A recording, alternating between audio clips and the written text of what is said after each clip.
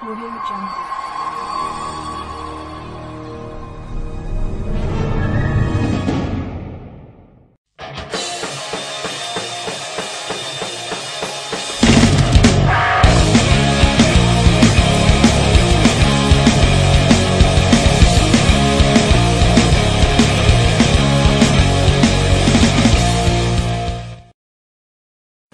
Setelah Skop, kita punya project dari Skop.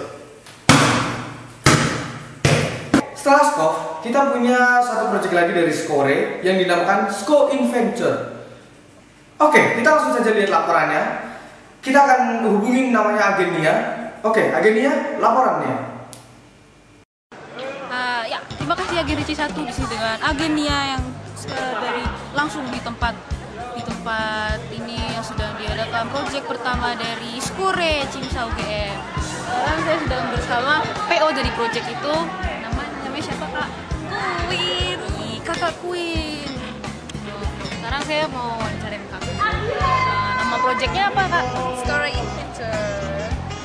Maksud dari proyek ini. Jadi arti dari proyek ini itu sebenarnya itu kita membandingkan kesehatan fisik dan jiwa antara anak FK, Fakultas Kedokteran di FK UGM, sama nantinya kita akan bekerja sama dengan psikologi UGM. Jadi kita membandingkan kesehatan jiwa dan fisiknya anak FK UGM sama psikologi UGM.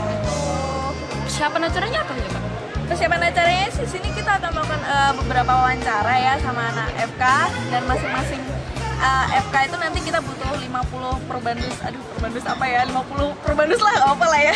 Terus habis itu juga 50 mahasiswa juga nanti di psikologi, yang dimana nanti kita ke psikologi akan dilakukan minggu depan. Itu. Terus ada persiapan lainnya kayak misalnya Iya, kita juga bikin apa sih namanya surat izin juga ya, tentunya ke psikologi juga di BMFK sendiri. Terus habis itu kita juga milih-milih apa sih namanya pertanyaan-pertanyaan gitu yang buat nanti ditanyain buat wawancara gitu. Terus kalau misalnya di samping persiapan hambatannya gitu Pak? Ya, ada ya. Hambatannya mungkin ini ya, kalau hambatan sih nggak terlalu ada, cuman kan sebenarnya bukan hambatan ya, soalnya tuh ini juga masalah minggu-mingguan, jadi waktunya mungkin agak lama aja sih gitu. Sebenarnya aku juga kagum sih sama anak-anak Skore, itu ada kolaborasi banyak banget, pada antusias gitu. Terus tuh di tadi kan ada persiapannya, ada wawancara tuh Kak. Terus tuh guna dari wawancara itu sendiri apa? Ya itu tadi kan karena Skore Inventor itu membandingkan antara kesehatan jiwa fisik antara FK sama psikologi, jadi dari situ kita bisa membandingkan bagaimana sih nanti hasilnya dari suatu wawancara itu, untuk membandingkan di antara dua-duanya. Itu deh wawancara singkat antara saya dan Kak Queen, PO dari proyek pertama Skore. Ya, saya kembalikan ke Agen DC1.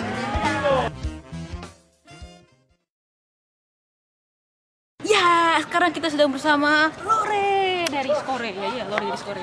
Siapa namanya Kakak? Aku Lore Cesi Imanda Saib, Inter 2011, Lore 2012-2013. Lengkap ya.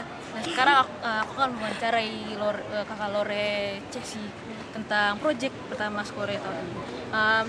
Menurut Kakak gimana pendapat Kakak tentang proyek ini? Proyek ini kan aku baru mulai start tadi, senang sih, maksudnya kayak anak-anaknya pada datang semua, pada excited, terus tugasnya mereka yang nyari, bukan aku yang manggil-manggil. Udah kayaknya berjalannya bagus sih, kalau startnya udah oke. Bagus ya. Nah, terus Kak, kalau menurut Kakak sebagai Lore dari Skore ini, proyek ini tuh Kakak mengekspektasikan seberapa dari proyek ini, dan apakah proyek ini secara realitanya melewati ekspektasi Kakak? Gimana? Kalau aku ekspektasinya sih ada kan dua, ini kerjasama antara psikolog sama FK. Jadi kalau aku ekspektasinya FK minimal 100 kuesioner disebar, psikolog minimal 100 kuesioner disebar. Nah, terus sekarang ya Kak, dari skala 1 sampai 10, menurut Kakak proyek ini sudah sampai di skala keberapa? Kalau udah sampainya aku belum tahu karena baru mulai. Cuman karena ini proyek wajib dari nasional, namanya SGP, Skore Goes Public. Jadi aku kasih nilai tinggi dari 8 sampai 9. 8 sampai 9, nyari sempurna. Yang terakhir deh Kak, harapan Kakak untuk proyek ini?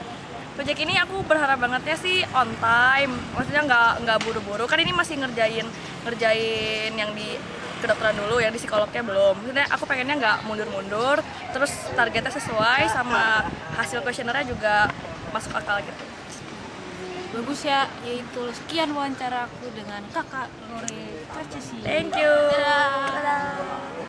Sebagian besar anak FK gampang terserang penyakit. Karena mereka biasanya gak mau olahraga.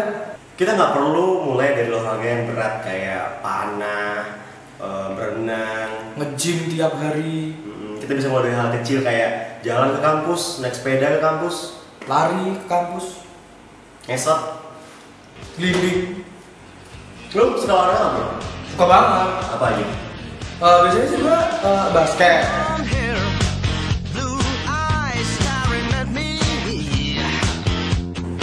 Sepak bola. Badminton. Tinju.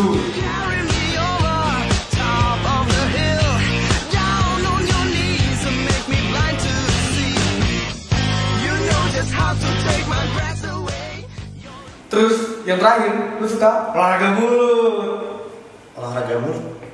Yoi, Ngapain lu? mulut. Ya maksila, mandibula. Itu jadi olahraga yang bisa ngelatih otot-otot mastikasi alias makan.